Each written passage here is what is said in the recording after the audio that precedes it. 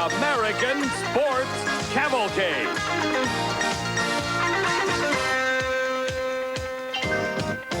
A panorama of speed, color, drama, and excitement. The American Sports Cavalcade. Hello, everyone. I'm Steve Evans. And today, American Sports Cavalcade has come to the peaceful farm of Herb White in Hebron, Ohio. Now, why would a long-running motorsports program like ours pick a very quiet location like this? Well, you see, really, it's not all that quiet one weekend a year. That's when Herb White lives on the edge. I mean, how many farmers do you know that have 3-row-high guardrail in their front yard? You think Herb's maybe a little paranoid about the country line? No, Herb has legitimate reasons for concern. What keeps his eyes wide open is what's across the street. The sand trap at the end of National Trail Raceway's quarter-mile drag strip that is supposed to stop cars that can't.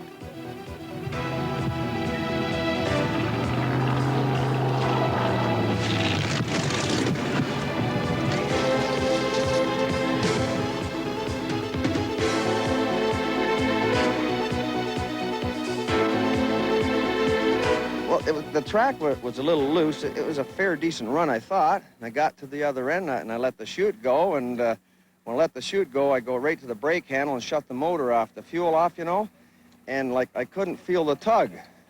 So I started pushing hard on the brake, and I could see I was running out of area to get stopped. So there's only one thing left to do is let the clutch out and run it down on the motor. And it used up a lot of area, and I kept looking down the track, and I could see this orange fence. And I said, oh, no, not this. But it was comfortable. I mean, it went over, and I know I went over, but it was, you know, it didn't bang me around too bad. I kind of feel all right, but my back pocket's going to be sore. After all the years and all the races, I am still amazed at the attitude of some drivers after they have destroyed a $100,000 race car. Now, for more on why we're here at National Trail this weekend, here's my buddy Paul Page. Well, Steve, there's a giant crowd here today, and they're all excited about the annual running of the TRW Sportsman All-Stars. Now, that's the annual event that features great drivers like twice world champion Pat Austin as they fight one another in all 8 of the sportsman categories. But it's more than that. It's also an intra-division rivalry within the NHRA. Now, Pat Austin's division, Division 6 of the Northwest, well, they're the defending champions. Each of the divisions, as their drivers and teams move forward, accrue points. And at the end of the day, will also declare the divisional winner. Now, the sportsman categories, of course, are the backbone of the NHRA, and it makes for a real exciting event. Steve? Let the combat begin, Paul, and the NHRA TRW Sportsman All-Stars. And we might as well start with just about the quickest and fastest class of them all, top alcohol dragsters. Nice thing about running in these particular cars, Steve, is that they are so very, very fast and using some of the biggest engines available in drag racing. They just don't have the nitro that you see in Top Fuel or in funny cars. But something they do have that their big brothers at Top Fuel Dragsters use are those giant tires. You see Bruce McDowell executing the burnout. Notice how they grow, just like they do in a Top Fuel car. The same size rubber, which is why they run a 2-speed transmission, so that they have the torque multiplication to pull that giant rubber without 4,000 horsepower. Probably around 2,000 here. They also tend to play with the cars a little bit more, and they don't have the kind of onboard computer that we see in the professional categories. And this top alcohol dragster round number 1 brings Wayne Selko of New Jersey, who is crew chiefed by Terry Smith.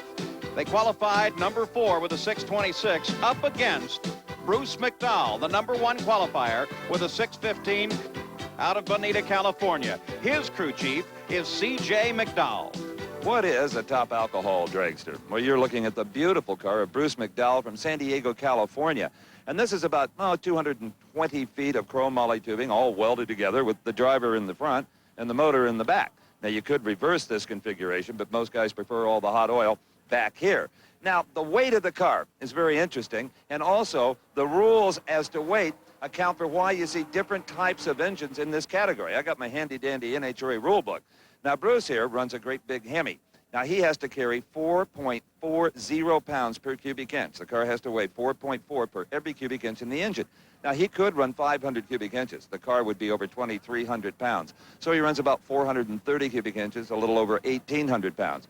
Now, if you were to run a wedge engine, well, you get a weight break, 4.10 pounds per cubic inch. If you ran a true wedge, 3.7 pounds. And it could go down to 2 pounds per cubic inch if you had a little gas-burning small block Chevrolet. You'd never win a race, but you'd have a really light car. Now, behind the engine is the drivetrain, which consists of a 3-speed Lenco transmission and the typical narrow drive line of a Top Fuel or an Alcohol Dragster. All in all, they're a very quick car, a very exciting ride, and some of the closest racing in the sport is in this category of top Alcohol Dragsters. Well, Steve, the nice thing about it is it makes for a lot of innovation, a lot of variety, and an awful lot of tinkering. So up on the line, it's Wayne Selko and Bruce McDowell. Carefully they stage, moving the front wheels into the infrared beams. And away first, a good hole shot in the near lane to the dark car of Bruce McDowell. But Selko covers him up. A 6:22. McDowell falling way off his qualifying pace at 6:33, 221 miles per hour. Let's go to Paul on the starting line. Terry, hot little run against one of the big guns. Yeah, we were very anxious on that pass because we made a severe clutch change. We went 180 degrees the other way than we've been going. We put more clutch in it. Because it was spinning and shaking the tires, we keep taking clutch out of it. We went the other way and put a ton of clutch in, and it controlled the motor a lot better. We're really happy with that pass. Okay, good luck. Thanks. And I'm sure the driver, Wayne Selko, is as happy as his crew chief there, Terry Smith. Let's take another look at it, Paul. Well, in the near lane is McDowell. He definitely gets the hole shot, comes off the line nice and strong. But in the far lane, Selko is getting a little better bite.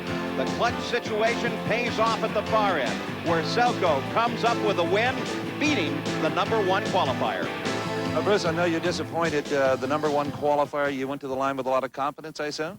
Well, I thought so, and I thought we could come out here and run good, probably a 6.0, and the car left the starting line and shook, and I punched the second gear button, and the shake went away, but I was also behind at that time, so we just kind of lost in low gear, I guess you could say. Sorry to see you out first time. We'll do it again next time. And it's an important win for Wayne Selko because he will have a bye run in the semifinals. Welcome back to National Trail Raceway near Columbus, Ohio, for our coverage of the NHRA TRW Sportsman All-Stars. I'm Steve Evans along with Paul Page, and Paul, it's time for race number 2 and round number 1 of Top Alcohol Dragster. We continue the battle in Top Alcohol as Tim Baxter in the near lane out of Division 5 is ready to take on Amy Falk in the far lane, racing out of Division 2. Division 2 is the South, and Amy Falk is a proud Southerner from Memphis, a former world champion in stock Eliminator. And her crew chief is her husband, Ken. And she will face Tim Baxter, who comes in as a last-minute substitution for Denny Lucas. Now, Tim is crew chief by his brother, Bob Baxter. And it just shows you how much of a family affair running in the sportsman categories indeed is. You bet you'll find a lot of that. And a lot of state pride as well. Tim Baxter's car, called the Jayhawker, in the near lane. He uses a big Arias power plant. It's a hemispherical engine, but totally unlike the Chrysler style power plant that Amy Falk is using, built by Brad Anderson. Amy is the last to stage. They're ready. And Amy away first by a little bit. And Baxter ready to pull on the power in a real close race. Baxter comes across with the win. It's Baxter, who really wasn't even prepared to run this race at the beginning of the week, comes with a 6:20, 216-mile-an-hour pass to take the win over Amy Falk. And you know, Paul, if you consider Amy had a little hole shot, that all boils down to a dead heat. It took the electronic finish line judge to call this one. Well, you take a look in the far lane, there's no question about it. Amy Falk got off the line first, picked the wheels up just a bit. But Baxter hooked up nice and solid off the line, begin the acceleration, and then at the finish line, well, he was definitely there and definitely came home the winner of this particular run. Steve? Tim Baxter, a 6:20, an incredible upset. Oh, we've had trouble with the fuel system all week. Norm Drazy's been with us all day today. We figured up on the calculator, and I think we're getting closer now. Well, I tell you, you had to have stunned Amy Falk. This is even a bigger upset than we saw in the first race. Yeah, You came in as an alternate. Yeah, we was a 673. We kept dropping holes. Now we got her dialed in. You know, most racers, a few hundredths they'll take. You dropped a half a second. Well, thanks to Norm Drazy. He's helped us out a bunch. Supercharged wizard Norm Drazy getting credit for this one. Wow. So Tim Baxter out of Division 5 moves ahead, and we're about to see who he will face. Will it be Earl Detweiler in the near lane out of Division 3, or Tom Conway in the far lane coming out of Division 4? You know, one thing you'll notice if you're a regular follower of NHRA drag racing competition on American Sports Cavalcade, unlike the top fuel cars, these things don't sit on the starting line and just rattle and bounce and bang on the tires because they don't have that nitromethane fuel. But you know, Paul, what I enjoy about these cars is they have a very pleasant exhaust note, and you can hear the supercharger over the engine winding down course. And here guys like Tom Conway actually shift the gears down the racetrack. Tom from Seminole, Oklahoma, along with his wife, Linda, who serves as the crew chief, Tom says. And they face Division 3's Earl Detweiler.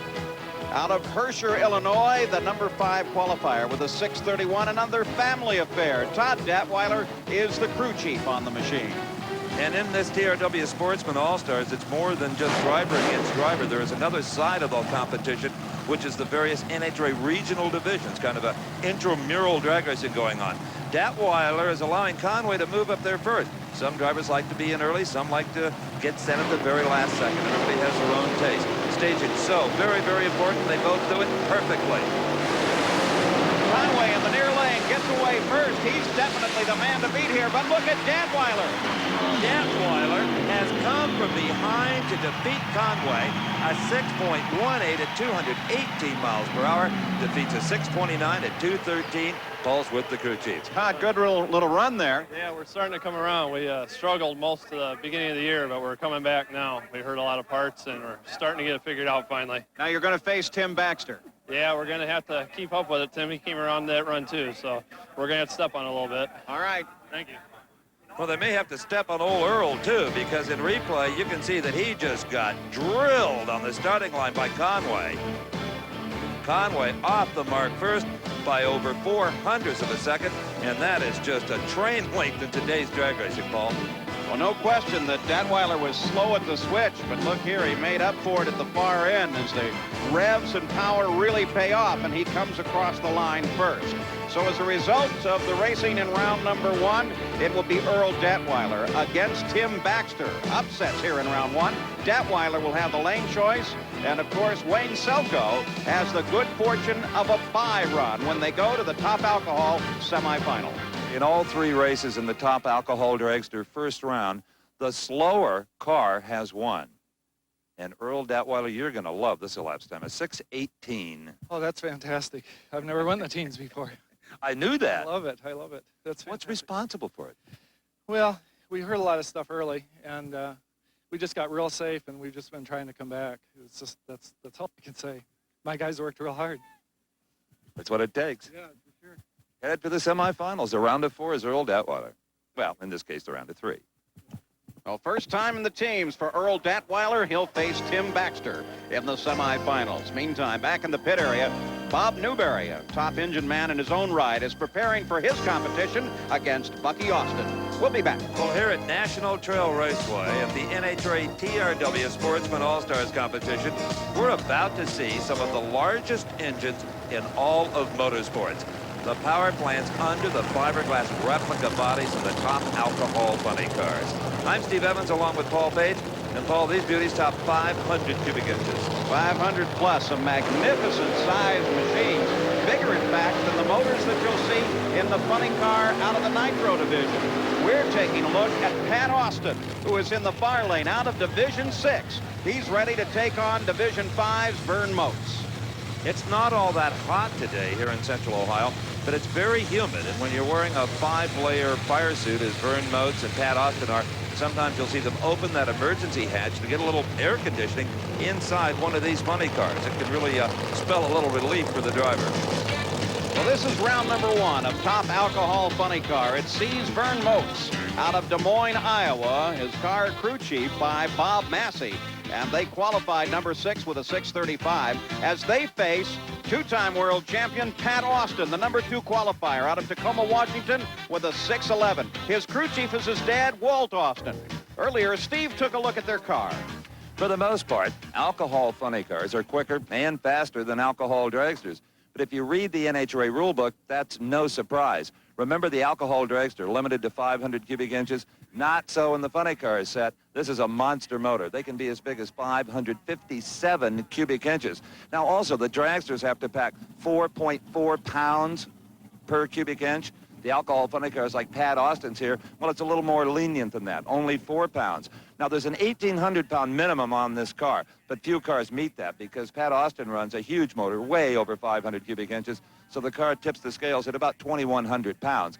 Now, the basic engine philosophy, the same as the dragsters, the funny cars also use the 3-speed transmission, but of course are fitted with the fiberglass body. And we thank Pat and his crew for removing the body so we could get this good close look at an alcohol funny car. In fact, maybe the best in the sport.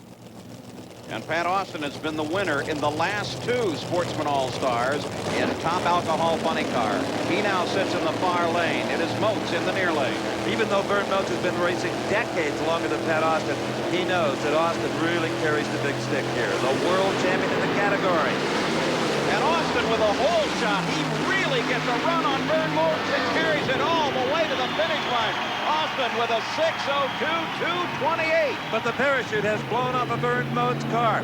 Moats, on one of the shortest drag strips on the entire tour, does a brilliant job of getting that car stopped. Let's go to the line and pull. Well, good little run there. Pat just continues to thunder down the strip. Well, we're real happy with that run, but we think it'll go quicker. We were kind of scared to smoke the tires. We've been having a lot of problems with that. It was a little soft, but it was a nice run, and we're real happy. Heavy air, cool temperatures, good day to run. Oh, it's beautiful. This is beautiful. All right, good luck. And that was a beautiful win by Pat Austin. What a number, a 6:02.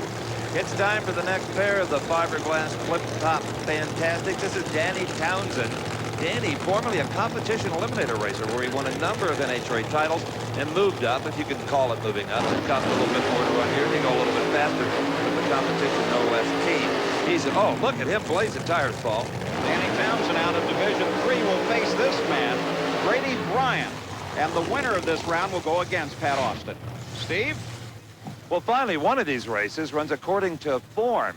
Pat Austin, a 6:02. Oh, we needed that. We needed it. Been struggling a little bit. We're just trying to get it going, you know, and the air's so good today and the track's good. You're at a national event and you got air like this, you got to step on it and get a 6:02. That's about as good as you've run, very close to it. That's a PR, that's personal record for us. We like PR, I like that. No, that goes back to high school and track. PR, personal record. That's it. Great job. Thanks. Thanks. So Pat Austin finally looking good again. The air nice, heavy, and cool here. Makes for good carburation. Danny Townsend backs up, ready to face Grady Bryant. Steve? Everybody down here is saying what a tremendous job Vern Moats did of keeping this funny car out of the sand trap. That was a veteran if I ever saw one. Well, the parachutes, the bracket come clear off the bottom, the bolt come out of it. I didn't know that at the time, but there wasn't any parachutes, and I went for them again. And then I hit the brakes hard, and these four-wheel brakes worked good. But then I started getting a little sideways there at the end. I had to straighten it back up and then get back on the brakes again. It worked out okay. Part of the technique is to not get it bouncing too hard on these big balloon tires. Yeah, that's it. It did start bouncing, and you might as well just forget it and let it settle down because you can't brake when it's bouncing. A couple of years ago, without four-wheel brakes, you would be in Farmer White's front yard, I think. Yeah, you sure would be. Part of the technique, too, is to have the common sense and the presence of mind to know how to get it stopped, Steve. Absolutely, and no one has more experience in this kind of race car than does Vern Moats. Driving the beautiful black funny car in this confrontation will be Grady Bryant from Hurst, Texas, and his crew chief is yet another wife, his lady Jan. And up against that duo will be Danny Townsend. Now, Danny qualified much, much quicker than did Bryant, a 6:19 compared to a 6:62. And some of the credit for that has to go to this fella, Doug Ritchie, Townsend's crew chief. So it'll be Grady Bryant in the near lane. Out of Division 4, Danny Townsend over on the far side as they both inch up the stage now. Still a lot of the sight games being played here in the Sportsman that we see in the top professional categories. The revs come up as they take a look at the lights. Good start. Both drivers off the mark well. But it is Danny Townsend who had problems having to get off the throttle, and Grady Bryant, Hearst, Texas, goes on to win it at 6:42. No shoot again on Grady Bryant. And he's not going to get it stopped, Steve. He heads straight for the sand trap and all the way over. Bryant with a crash down in the sand trap. The front end of the chassis bent all around there. That's Ronnie Davis from the NHRA Safety Safari, one of the top paramedics in his field. And obviously he is talking to Bryant, so Bryant apparently is okay and able to talk to his rescuers. Well, Grady Bryant was carrying far more speed than Vern Moats, which is why he got into the gravel pit. It's really more gravel than sand. Now watch the front end. There he's got a lot of speed, and suddenly that speed comes to nothing, and he is picked up by the air trapping controllers at the Columbus airport. Well, Bryant went through the traps at 217 miles an hour. That kind of speed absolutely mandates that you have the chute behind you to get the thing slowed down. Well, with no chute, all he could do was hope that the engine would carry it down a little bit and pump the brakes. That took him into the trap at the end. When the nose went in, look at that, a perfect pirouette as it flipped end over end and almost got it right back on the wheels. But when the front end hit in, it just bent the front of the car around. But Ronnie Davis was right there, and apparently Grady Bryant is okay. Steve is still close to the accident scene, standing just a few yards away. The situation down here is that Ronnie Davis, NHRA's emergency medical technician, is with Grady Bryant. The car has been righted. Grady says he's okay, that he feels fine, but that they're taking every precaution.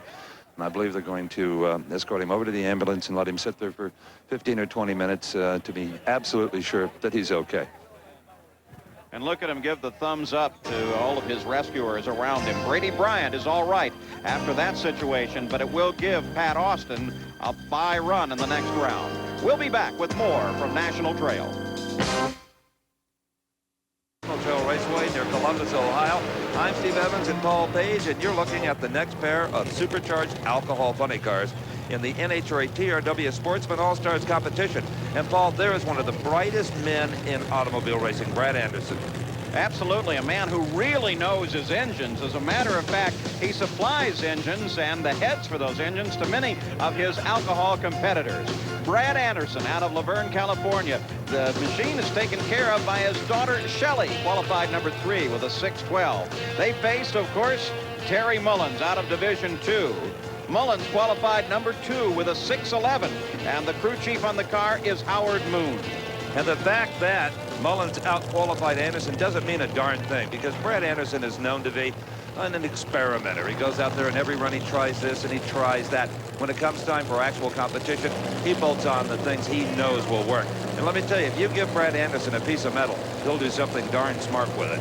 An absolute craftsman in the far lane, Brad Anderson. Terry Mullins pulls up to the stage on the near side. Anderson moves in. Mullins moves in. A good start, dead even off the mark. Anderson asserts himself at the far end. Brad Anderson, you bet, he's right with the best. 6:11 to a losing 6:21, 223 miles an hour for the winner. Let's go to Paul Page with Shelley. Good little run there for the Anderson family. Austin got an 02, we got an 11. We got work to do. All right, good luck.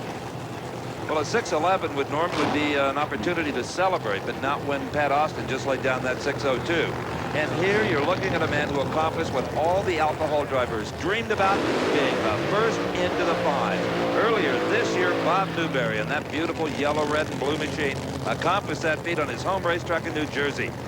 And on the near lane, racing out of Division 6 is Bucky Austin. Now, Pat Austin, you've already seen him in competition here in Top Alcohol Funny. Well, this is his uncle, so there's the real possibility of a family affair in the final round. Steve? Brad Terry appeared to react first by just a bit off at the starting line. Yeah, I think I was a little late. He was ahead of me at one point, I know, and then it drove around him. Well, a 6:11, you tend to do that with those kind of numbers. Is that what it went? Yeah. Well, we're going the right direction anyway, so yesterday it slowed down, so I feel better about that. Well, I know you saw on the board Austin's pace-setting 6:02. Can you run with that? Oh, I think so, because my customer, Peter Galen, ran an 03 a while ago, and we pretty well know what they're doing. Okay, see you in the semi. Thank you. Thank you. Now, Brad's reference there to Peter Galen and the others are that during the Sportsman All-Stars competition here today, all of the Top Alcohol Funny cars are qualifying for another event to be held here at National Trail tomorrow. Well, there is the machine of Bob Newberry, and you can bet even Brad Anderson has to be concerned about what Newberry will do here in the first round. Will he run into the fives? We've already seen a 6:02. Bucky Austin accomplishes the dry burnout, or the racers call it the dry hop.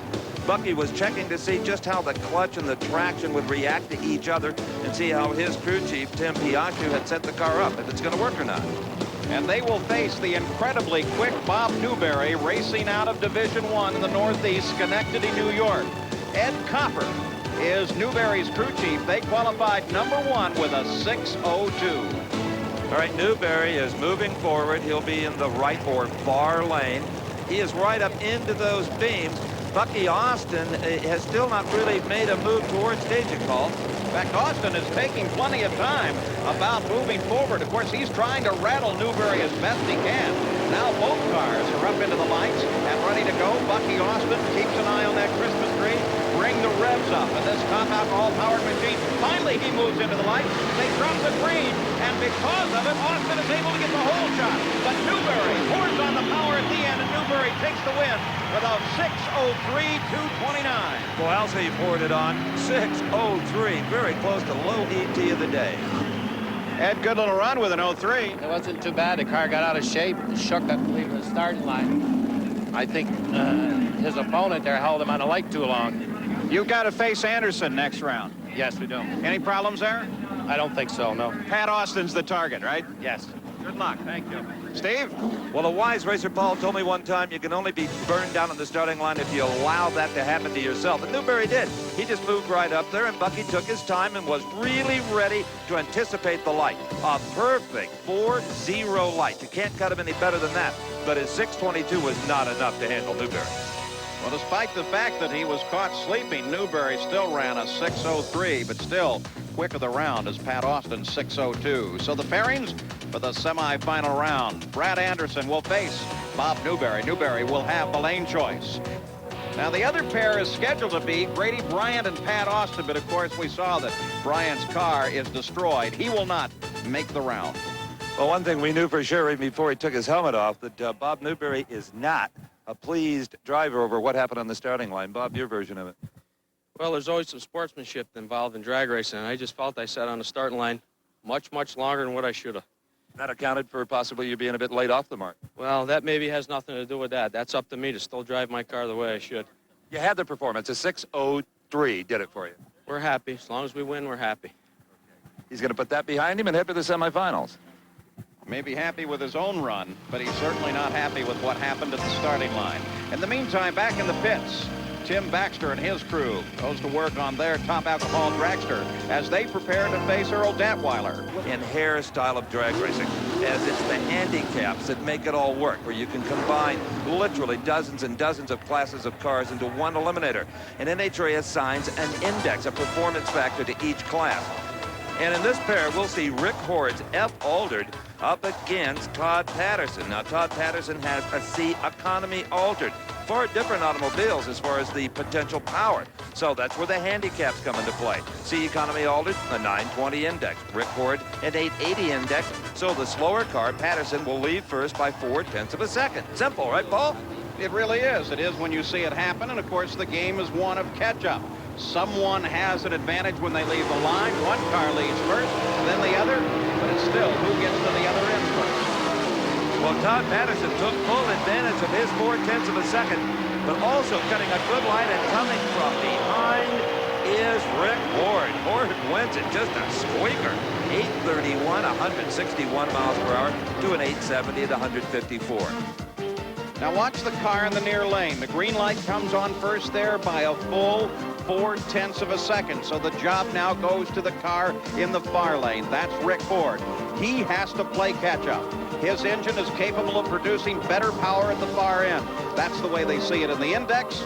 But when it comes down to the line, it's Rick Hord who just inches his way across with the 831, 161. And our next pair really demonstrates the wonderful variety of competition eliminator. There on the right-hand side of your screen, you see a little Opel GT as the camera moves over to a late model Chevrolet Beretta. But both are powered by similar motors, the small block Buick V8 engine. So here in the far lane, racing out of Division II, the southeast of the United States, is Vinston Holmes. Holmes comes out of Fayetteville, North Carolina. He faces Joey Heffernan, racing out of Division I. Heffernan in a B Econo Altered against the C Altered of Winston Holmes. And as we look at the tail of the Christmas tree, it's obvious that Heffernan, with a slower index of 885, will be leaving first by 35/100ths of a second. Now, it's hard, Paul, to sit there and wait and watch your competition go down. It's got to be brutal on the mind. Well, you really can't pay attention to the car in the other lane. All you have to do is focus on the Christmas tree. There you see the tree come down. The car in the near lane, Heffernan car, leaves first. Now Holmes comes with the catch-up and gets past, and Holmes goes on to the win with an 8:16, 141, blowing away Heffernan here in round 1 of Competition Eliminator. And already the next pair fired in the water box and sliding out with good warm tires. There is the beautiful 85 Camaro. Jimmy Warder from the Northwest Division 6 is at the wheel. It's a borrowed car, but at the wheel of his trusty 63 Corvette is Lindley Eisenhood. Now, Lindley is out of Webster, Texas, so again, you've got this kind of inter-division rivalry. And he faces Jim Warder out of Box Island, Washington. Normally, you'd see Warder in a Corvette, but today he's borrowed Jack Laster's Camaro. Now, here we take a look at the indexes and the comparison, and Eisenhood will leave 4/10ths of a second ahead of Warder. You know, I said earlier it must be harder to sit there and wait, but one thing you give the other guy is the first chance to red light. If he does that, you've won without even moving. Ooh, a beautiful light by Eisenhood in the Corvette. Eisenhood cut a nice one, but take a look at the Camaro as he charges on, and Warder takes the win, charging from behind. Warder with an 878, 152 miles an hour. Boy, and he just drove right by him, winning it by well over a car length. But there is always some doubt when you're back there trying to play that catch-up game. Well, there's no doubt about who's going to win this next, but none whatsoever, because Steve Ambrose in that beautiful little Ford-powered 6-cylinder dragster has a bye run. He was supposed to race John Johnston, a Nissan-powered 6-cylinder rail, but he broke and is unable to make the call. So you can't even red light in this situation, Paul. No, the red light here would not count. You're simply running down the track in whatever time you can. Of course, part of the game is to see if you can run it as hard as you can so that you can get lane choice coming up to the next round. Certainly, Steve Ambrose has that thought in the back of his mind as they do a final adjustment to that beautiful 6-cylinder machine. Steve Ambrose races out of Division III, Woodhaven, Michigan. Very well executed, nice, clean, neat, and very quick machine. And a lot of good, solid engineering in the induction system area. Now, when you get to this level of competition, most of these racers, Steve Ambrose included, can run well under that index. That index is what the kind of good average car would run. Well, here's an example. Ambrose runs 808 on an index of 835, but that won't be all good news because some of the competition is punishing the index even worse than that. Well, Ambrose's 808 is the quickest pass of the round, so we take a look at the pairings for the semifinal in Competition Eliminator. Jim Warder will face Steve Ambrose, and Ambrose got the lane choice. Winston Holmes will take on Rick Horde, and Holmes will have his choice of lanes in the semifinals of Comp Eliminator. Now, this is Pat Austin's pit. Next round is not a worry to Pat Austin. Grady Bryant will not bring his car to the line, damaged after that flip down on the sand trap. So Austin will have a bye run. And believe it or not, that car is nowhere near a total. The crew has already taken a hacksaw and sawed off the bent-up front end. They'll weld a new one on during the week. The body got off of the car and escaped a lot of damage. It can be easily repaired, so good news there for the Texan. And here we go into yet another TRW Sportsman Eliminator category, Super Gas. And in the great-looking little yellow roadster is Robert Baldwin, racing out of Division 5. And he'll face Steve Cohen out of Clearwater, Florida. On the other hand, Baldwin, the #1 qualifier, comes out of Colorado. Earlier, Steve took a look at one of these cars. There is no such thing as the typical super gas car, and that's one of the reasons it's the most popular NHRA category of them all as far as total participation is concerned. Takes, for example, Jeff Sutherland's beautiful 240 Datsun Z car. Now, the rules are pretty simple in super gas. It has to be a street-type automobile. It's got to be full-fended, have a hood, have a top, have a rear deck, functional doors. Bumpers, however, are optional. In that there's a performance limitation of 9.90 seconds, you don't really need a megabuck racing engine. And what you build in super gas is limited only by your imagination. In fact, Jeff, show us what's under the hood of the 240Z car. How about it?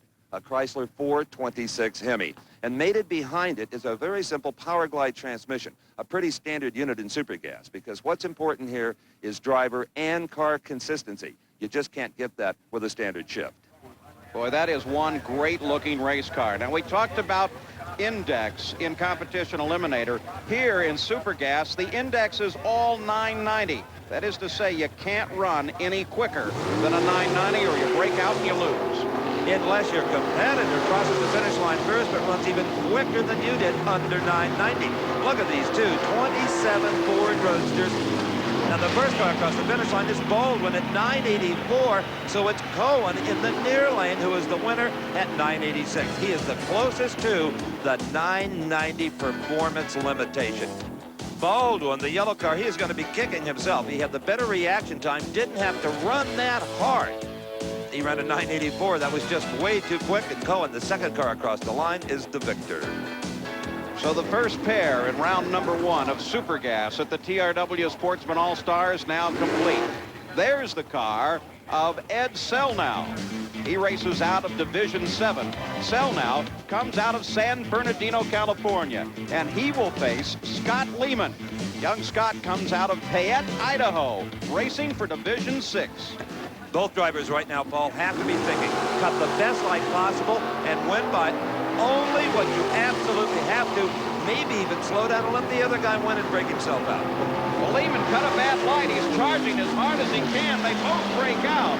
But Selnow, the number 1 qualifier, breaks out the least with a 989, 123 miles an hour. And that was just a classic example. Scott Lehman, as you said, did not cut a very good light, and he was not in the driver's seat to pressure Selnow any more than he could. Selnow knew that and didn't run any quicker than a 989.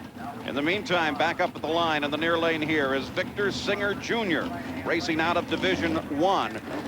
And he will face, out of Division 4, Rick DeCousin, the number 2 qualifier from Stratford, Missouri. And Victor Singer Jr., the number 6 qualifier out of Division 1 from Portland, Pennsylvania. Singer, under the hood of his little Vega, has a small block Chevrolet. DeCousin, the great big 454 motor in the Camaro in the far lane. Away first was Singer. And it's a good thing. Singer runs a 993 to DeCousin's 992, but Singer wins it because of good driving like this. Well, take a look at Singer in the near lane. He cuts a nice little light, while in the far lane, DeCousin gets the front wheels off the ground. Singer is able to just lay the power down, run a nice, even run. You take a look at him now coming to the finish line again in the near lane. Singer is looking nice and clean the whole way and picks up the win. If you get the light about 80% of the time in this kind of competition, you're going to win. That's how important the driver is. Well, the number 1 in the windshield of the Buick Somerset, Vince Curry, tells us that he is the number 1 car in the nation in the class, meeting number 2. And that is Ronnie Loomis out of Division 4 from Dickinson, Texas. His opponent, Vince Corey out of Division 3 from Mount Clemens, Michigan. Now, both of these drivers utilizing the big block Chevrolet. It's the most popular combination in Supergas. In the far lane, for Loomis is another one of the little Datsun 240Z cars with a big American engine transplant. Good light by both guys. And it is Ronnie Loomis, because he's over the index at 993. Corey ran under it at 988. So that sets up the semifinals in Supergas. Victor Singer Jr. versus Ronnie Loomis. Singer has the lane choice by running over the index there. Steve Cohen will race Ed Selnow. Cohen will have the lane choice when those two guys get together. The Alcohol Dragster semis. Trail Raceway just outside of Columbus, Ohio. I'm Paul Page with Steve Evans, and we're at the TRW Sportsman All-Stars Challenge.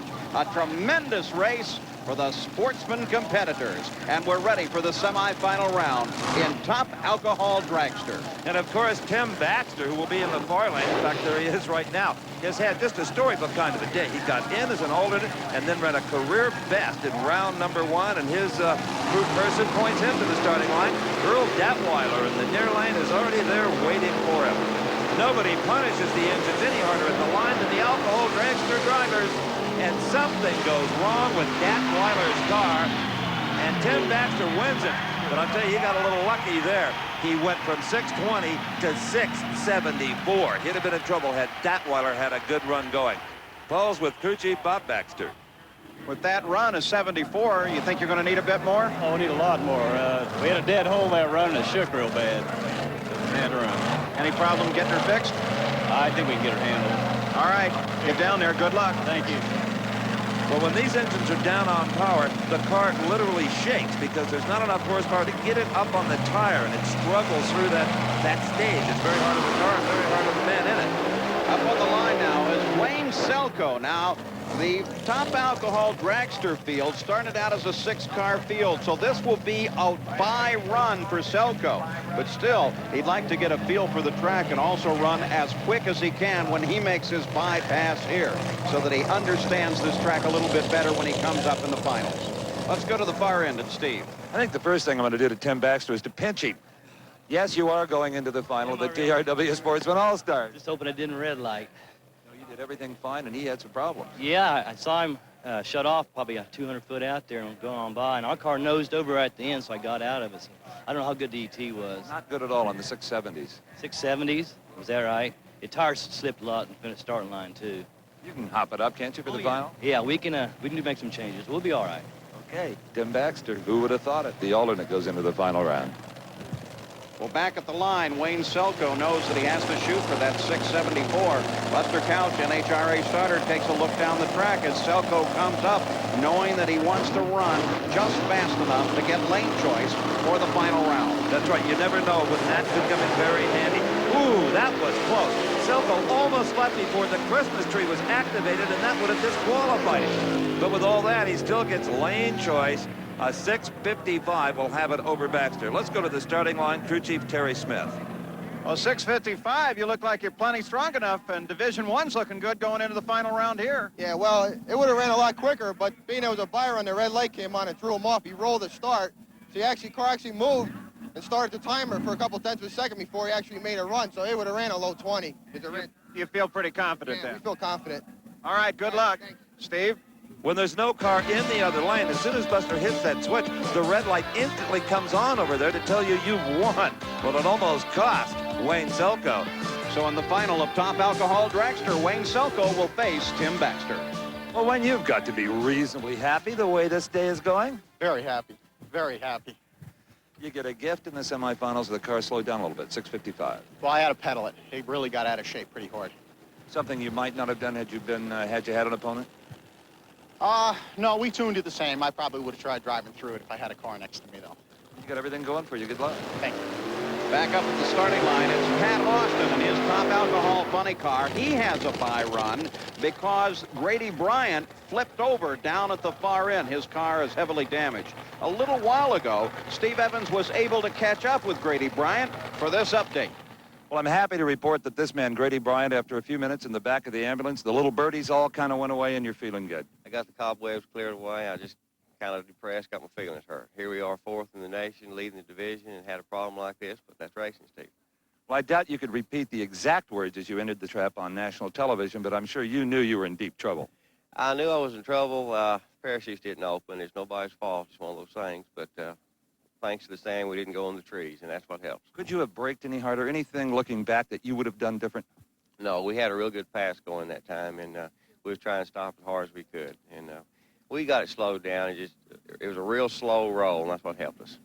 We feel good about it, though. Well, I'll tell you, when you see the video, you will not believe how high in the air you were. Oh, you did get a video of it? Well, you bet. So as a result of that crash, Pat Austin has the bye run. And he wants to show Bob Newberry and Brett Anderson, who are waiting in the wings, that he owns this racetrack today. He has low ET of eliminations at 6.02. He loads the clutch, hammers the throttle, carries the front end to half track. And the number on the board, a 6.07 at 229 miles per hour. Paul is with Pat Pop.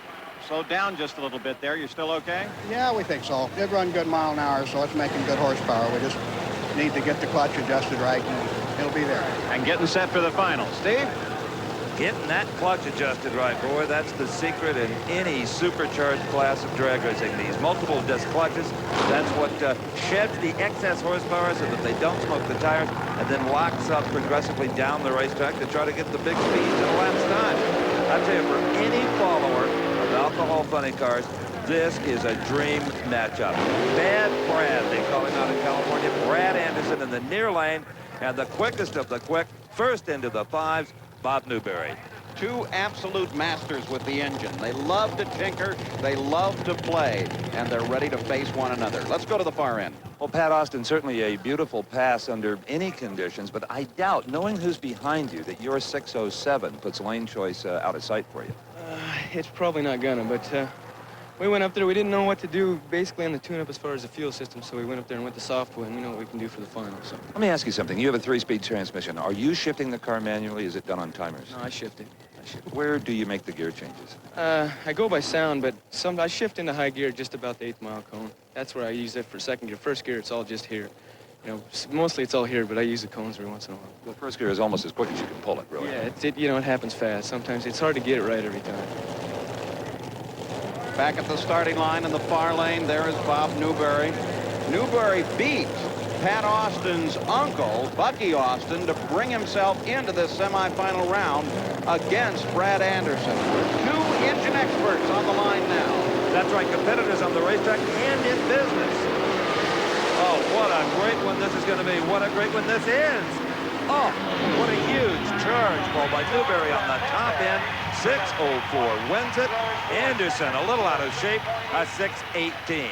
Let's go to Paul at the line. Well, Ed, you're set up for a whale of a matchup in the final against Pat Austin. What do you think? I'm glad we got lane choice. I think the right lane is better than the left. So you figure your position is all set and you're ready to take him on? It's never all set, but I think we're in good shape. All right, good luck. Steve? The Alcohol Funny Car Final is rated a toss-up. Well, we've got a great fight scheduled in Top Alcohol Funny for the final. Pat Austin against Newberry, and Newberry will have his choice of lanes. Steve? Bob Newberry is out of the car, and Bob, you are sawing your way through this field. I have nothing but good news. 6:04, you have lane choice over Pat Austin in the final. Happy. It's been tough. The weather's not the best of racing conditions here. It's cool, but the barometric pressure's low here in Columbus. It's tough to race at. 6:0 anything is good. Do you dare try to run any quicker? Well, I've been just going one round at a time, and all I'm caring about right now is we win. And really, I'm just going to try to be consistent. Consistency wins races. Indeed it does. See you then. Thank you.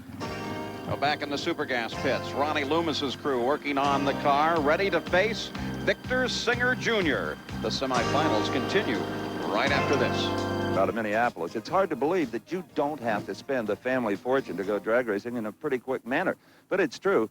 Take a look at that engine. That's not a $25,000 or $30,000 racing engine. It looks like it, but you could build that for about $2,500. It's all you need to go 8.90 seconds, and that's the limit. And if you look in the back of your weekly National Dragster, I'll bet you'll find a good buy in a used chassis, some wheels and tires, maybe even a trailer. For about, under $10,000, you could build a competitive Super Comp car. It just might not be quite this pretty. And also, when you join NHRA, not only do you get National Dragster, you get a rule book, all kinds of goodies. And if you join right now, they'll even throw in a free copy of the multi-award-winning home video, Decade of Thrills. So do it right now, and we'll see you in Super Comp at the races. Well, up at the line, we're ready for some great racing in the NHRA TRW Sportsman All-Stars. This is Cobb, Rick Horde, and Vinston Holmes. Vinston Holmes will be in the near lane, and here's how it sets up. The D altered index is 880, so Horde will leave 0.3 of a second ahead of Vinston Holmes. Watch the car in the far lane. Whether you leave first or second, how close you leave to your green light, your reaction time is critical in this kind of drag racing. No real advantage to either driver off the mark. Holmes veered out of the racing line a bit, and that could hurt him. It is Rick Horde, 8.30 on an 880 index, 161 miles per hour. And a nice little run. Now, watch here as they come to the finish line. Vinston Holmes in the near lane almost caught him. He was really running hard, but it was Rick Horde that came home the winner.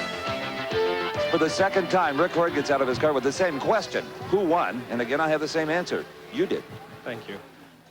It was close again. Like I said, it was about a foot on the other end, and We may have been a little late off the starting line, but the car must have run well is all I can say.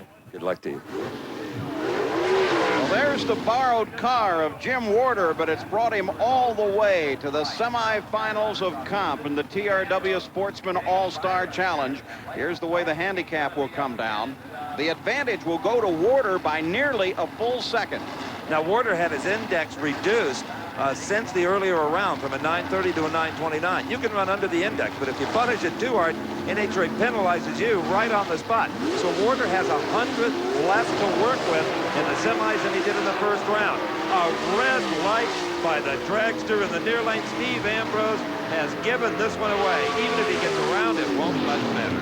And there may be a good example of just getting too anxious as Warder scores the win with an 879-152. So the scene is set now for the final round in comp, and Rick Horde will take on Jim Warder. Horde will have the choice of lanes.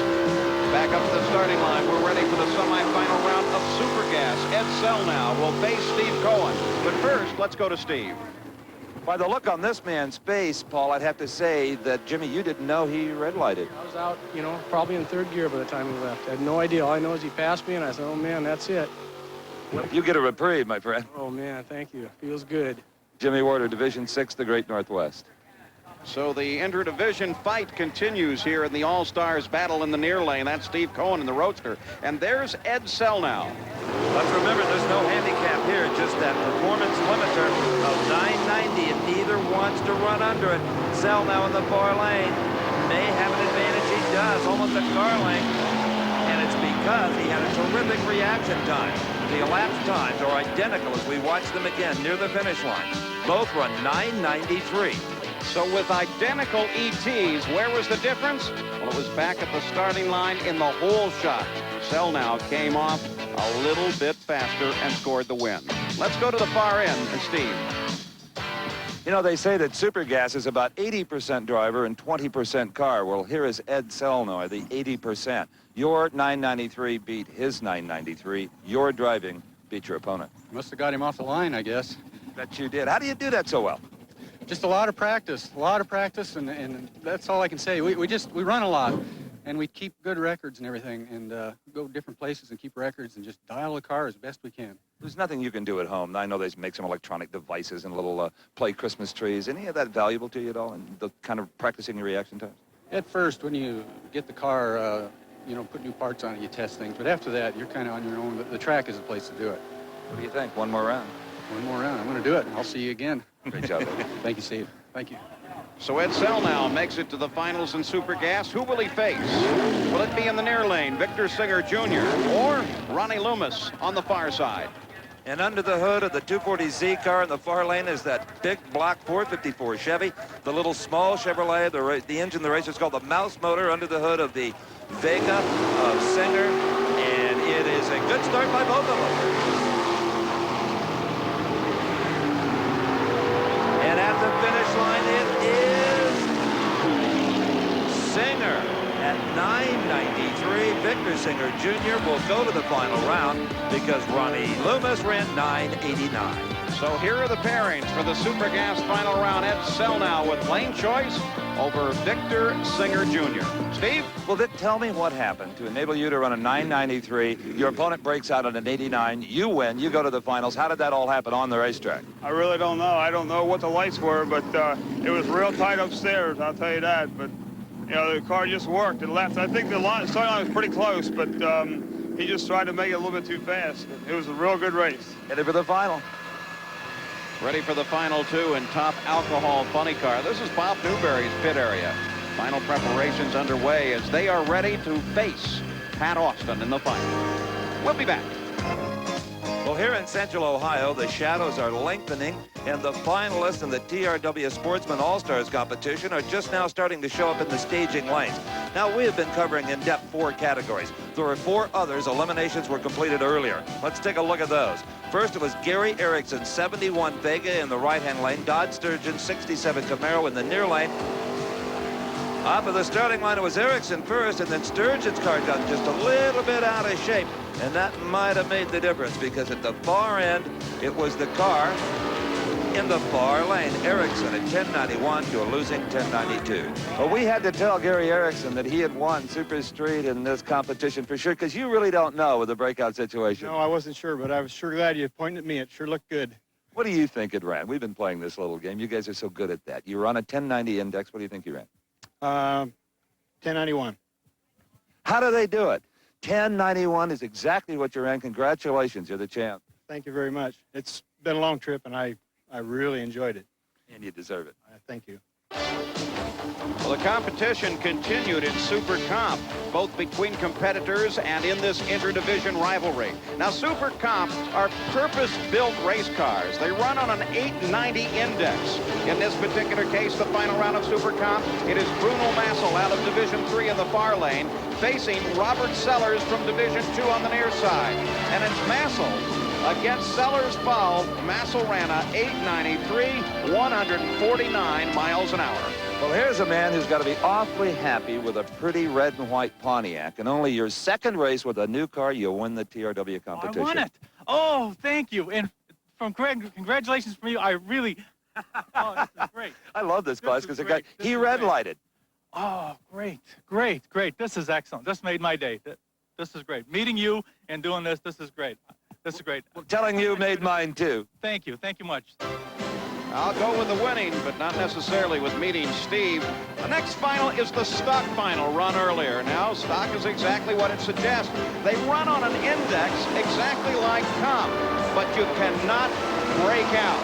This particular run, the final in stock, Grant Lewis in the near side, Mike Walter in the far side, and Lewis with an 1172, 112 miles an hour took the win. Well, here is a man who was on a tear in stock Eliminator. Grant Lewis, winner at the Cajun Nationals, and now winner in Columbus in the TRW Sportsman All-Stars. How you, Steve?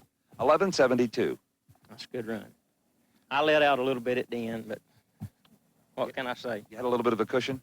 Well, I don't know what the reaction times were, but I seen he was going to get there first, so I'm sure he probably broke out. Well, the motto, anyone should adapt if they're in a breakout sportsman category, win by only as much as you have to. That's right. And it always don't pay to take the win light. That's right. Sometimes you can break them out. Good job. Thank y'all for everything. And we appreciate TRW for doing this. Oh, boy, don't we all? And then came Super Stock. Again, they have an index like comp, but again, they can't break out. Now in the near lane, that's Mike Trumbull. He's driving a car that he borrowed from Rick Sherman to face Jim Gorman out of Division 6 in the far lane. And in this particular case, a nice, even fight all the way to the finish line. But it was Trumbull with a 1092, 116 miles an hour. Again, Steve Evans. Well, as may say Rick Sherman on the window, but it's Mike Trumbull tumbling out of the car. Congratulations, you've won it. Thank you. You had a 1092, I believe, on a 1090, 1091 on a 1090. That's what we figured it would go. We checked out the gauges before we ran, and that's what we figured it'd go. I want to thank Dick Sherman because he put the deal all together for us. It was hard for us to, get to make a run and all. And he went and put his car together at 1:30 in the morning the night before just so we could run this deal. So I owe it all to him, really. Well, that's a real friend. Yeah, it really is his hometown. So I'm glad I just caught on TV. Well, he shares the victory with you. Again, great job. Thank you. Well, that was all earlier here at National Trail Raceway, but there are still 4 finals yet to go. And on the line and ready to race is the final round of Super Gas. Victor Singer Jr. faces Ed Selnow. And Paul, as you know, many of these cars, if not all of them, are equipped with a throttle control device. The driver can leave as hard as he wants to get that car launched, and then they can adjust how it backs off on that carburetor to actually slow the car down so it doesn't run quicker than 990. But they're not allowed to have anything on the car that helps it leave the starting line. Selnow on the far side with a great light. But here comes Singer looking good. And Singer right at the index with a 990, 133 miles an hour. Victor Singer Jr. takes the win. Now take a look at Selnow on the far side. An almost perfect light. Car comes off the line and begins to settle down. Singer now is playing catch-up, but he's got a pretty good run going as well. Remember, they're both very conscious of the index. coming to the finish line. Singer now baiting his time, deciding when he can hit the line, and he hits it dead on perfect. Well, Vic said after the semifinal round, I'm going to do my best to give him a 990. Right on, 990. Yes, thank God. Gee whiz. All I got to say is thanks for Lenny 17 for getting me here. He helped me put the car back together so I can get it here. I thank the Lord for everything he's done for me, man. I'll tell you. Did you ever see Ed on the way down the racetrack? Yeah, I did. He was right alongside of me all the way down. It wasn't an easy race, I'll tell you that. What did you think? I won, I lost, maybe, if? I don't know. I looked over at the scoreboard on his side, and I didn't see his wind light on, but I wasn't sure. It was a tough race. It wasn't an easy one. You earned this one. Congratulations. Okay, thank you very much. That's your TRW champion right there. Thank you. In Super Gas, one of the toughest classes in all of sportsman drag racing. Back at the starting line, the Sportsman All-Stars. Competition continues. Now, in competition eliminator. And the near side, Rick Horde, ready to take on Jim Warder. And this has been the story of the borrowed cars. Jim Warder, one of the borrowees of the G-Altered with a 929 index. Horde with the D-Altered 880. There you see the subtraction. 49 hundredths of a second will go to Jimmy Warder in the far lane. Will it be enough?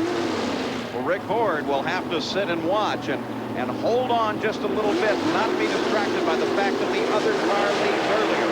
You concentrate on the tree. Horde had a terrible light. He just did not have the reaction time on the starting line, and it killed him. Jimmy Warder, Washington State, the winner, 883, 152 miles per hour. Well, despite the light, Horde was almost able to chase Warder down. We look at him here coming to the finish line, and that is Horde on the near side, but he doesn't have enough to chase Jim Warder down. Let's go to Steve. Well, both Superstock and Comp now have gone to drivers in borrowed cars. Jimmy Warder, congratulations. Thank you very much. Boy, this is a dream come true. I've just got nothing but Jack Lasser to thank for it. The TRW competition is very special to all of you. It's a chance, well, for you and I to talk, for one thing. Mm-hmm. Yeah, it's the first time. Yeah, we've been in a couple final rounds. We've never won one before. This is the dream come true. And over $60,000 in cash, that doesn't hurt anybody's racing budget. In fact, it can only help. Yeah, you bet. You bet. Jimmy, you've been drag racing a long time. Yeah, 26 years. I might add, I've had the same partner for 26 years, Mackie Smith, and we have never had an argument in 26 years. A lot of married couples can't say that. Yeah, thanks a lot. Thank you. Well, the alcohol finals are coming up next. This week's die-hard Charger of the Week is Frank Iaconio. After a slow year in '88, Frank made runner-up for the third time this season today, losing in the finals by just 6/100ths of a second. Congratulations, Frank, and keep on charging. Trail Raceway, only 2 more final rounds to be accomplished. In the NHRA TRW Sportsman All-Stars, I'm Steve Evans along with Paul Page, and that is Bob Newberry. We've said it before, it bears repeating. He accomplished it. He was the first into the fives with an alcohol funny car. Pat Austin, well, that big #1 has been on there for 2 seasons, and it may be there for a 3rd, Paul. Well, Pat Austin has been the TRW All-Star champion the past 2 years. Can he make it 3 in a row? Bob Newberry on the far side would like to dispute that possibility. It's Austin away first, and Newberry fades. Newberry breaks. Austin's crew already with their fists in the air, twice as a matter of fact. He has won it for the 3rd year, a 6.06 final execution of Newberry at 2:30. Little wheel shake for Newberry and a 6.06 for Pat. Well, it was a great run. I feel sorry for Bob. I was hoping we could really put on a show, and it was going to be neck and neck all the way, but he had some problems, and I'd just like to take this time to thank Castro and our very exciting Oldsmobile, and especially TRW. All right, congratulations on the win. Thank you.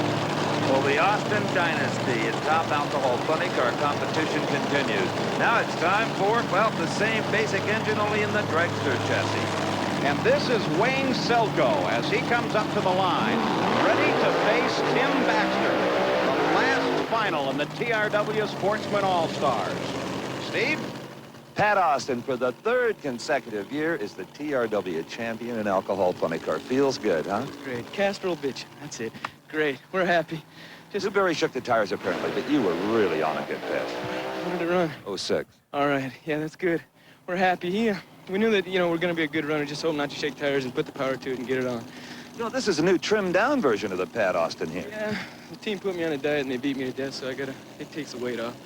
30 pounds is 100th. Can't hurt. Got to do what you got to do, right? Congratulations again. Thanks. Appreciate it. So with a very happy Pat Austin and his funny car victory at the line, one more run for the day. Top Alcohol Dragster. And what a story this car in the near lane has been. Coming in as an alternate, Tim Baxter has run a career best of 6:20, then fell off much slower. We just have to wait to see what he has in store for us now, as will Mr. Selko over in the other lane. He has been consistent, but not quite as quick as Baxter's best. Baxter probably can't even believe that he's in here. Both cars in comes the stage. They take the light. Baxter with a nice hole shot and carries it all the way to the finish with a 6:18.220. What a remarkable accomplishment. No shoot on Baxter down here, Paul. Baxter heading for the sand trap. You can hear the car dragging on the pavement, but he dirt tracks it through the turn. So Baxter gets it stopped and is the champion in Top Alcohol Dragster. Let's take a look once again. Baxter gets a nice hole shot here, really comes off the line nice and smooth. Selko is already beaten, though he really gives it a valiant try here.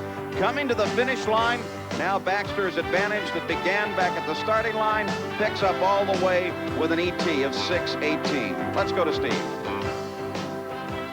This has been a day of drag racing that the Jayhawker, Tim Baxter, will never forget as long as he races. It all started back Thursday, even before our cameras were here, when you were into the sand trap. It ended with you again in the sand trap, but this time the TRW champ. And listen to this, 6:18.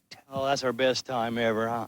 I don't know what to say. I'm so happy. Norm, my dad, my brother, they all pitched in. We've got some problems figured out, and I think the car's going to fly. Talk about some wide performance swings from 6:18 to 6:70s.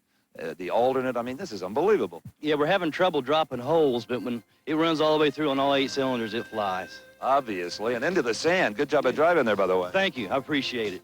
Celebrate. Hey. Hi, Lindsay and Lacey. Penny. That's all I got to say. So congratulations to Tim Baxter and all of our winners here today. And Division I, well, they become the first division to repeat as champions at the TRW Sportsman All-Stars. This is Paul Page for Steve Evans. So long from Columbus.